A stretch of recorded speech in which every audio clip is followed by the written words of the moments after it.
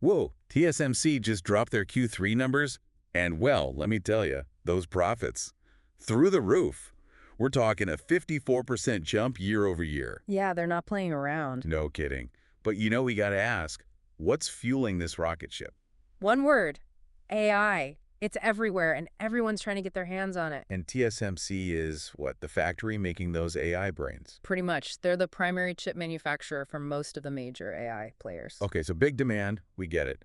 But their CEO called it insane. Said it'll more than triple this year alone. Insane how? Give us the numbers. Well, they're projecting AI processors will make up a mid-teens percentage of their total revenue this year. Wow. And they expect that to keep climbing. Oh yeah, for years to come. This isn't a fad, it's the future. Okay, but here's the thing.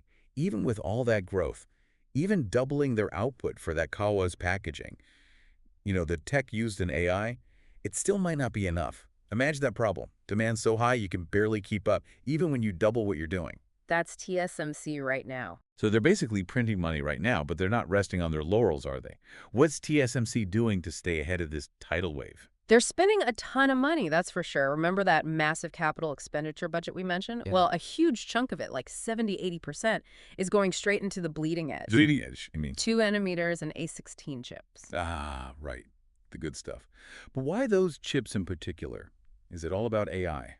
Yeah, these chips are basically tailor-made for AI applications. Think of them as the Ferraris of the semiconductor world. Faster processing, lower power consumption. Music to an AI developer's ears. Exactly. And TSMC's laser focus on these advanced chips. It positions them perfectly not just for AI's growth today, but for its evolution over the next 5 years. They're thinking long game. Smart. But it's not just the chips themselves, is it? TSMC is also making big moves globally, like those new fabs in Arizona. What's the strategy there? You see, that's about geopolitics. Oh, juicy. Tell me more. Well, having production based in multiple countries, especially a key ally like the U.S., adds some breathing room to the supply chain, in case things get a little dicey. Right, those geopolitical risks everyone's talking about. Exactly. No one wants to be caught with their pants down if things go south. It also reflects how crucial these chips are becoming. They're like the new oil. So TSMC is not just along for the ride. They're actively shaping the future of AI, and maybe even global politics while they're at it.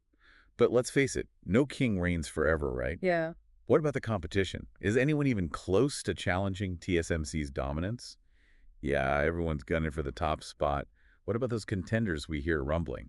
Intel, Samsung, any of them pose a serious threat. Well, they're definitely not just sitting on the sidelines. Intel's making a big push to become a major player in the foundry business, going toe-to-toe with TSMC and Samsung. They're pouring billions into boosting their chip fabrication game. Sounds like they're taking it seriously. Oh, absolutely. But here's the thing.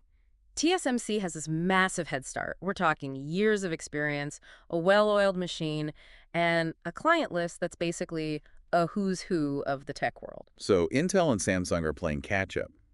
But didn't Intel spinning off their foundry business shake things up a bit? I thought that was supposed to make them a more formidable competitor. Right, there was a lot of buzz about that. Some analysts think it could actually work in Intel's favor. How so? Well, some companies might be hesitant to rely on a competitor for something as crucial as their chips.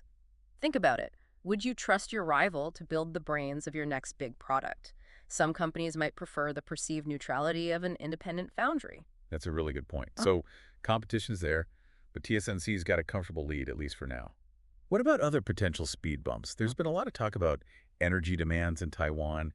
Can they really keep the lights on with all these new fabs coming online? It's definitely a valid concern, but TSMC seems pretty confident. They've been working closely with the Taiwanese government to make sure they've got the electricity, the water, and the land they need to keep expanding.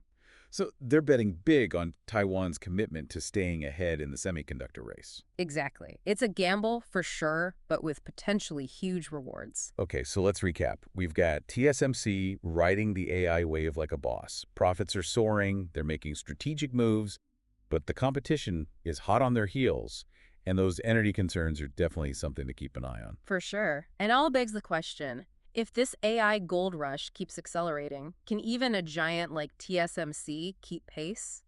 Or are we heading for a global chip shortage that'll make the recent ones look like a walk in the park? That's the billion-dollar question, isn't it? And on that note, we'll leave you to ponder that. If you want to explore any of the details we discussed today, you'll find links to all our sources in the episode description. Until next time, keep exploring.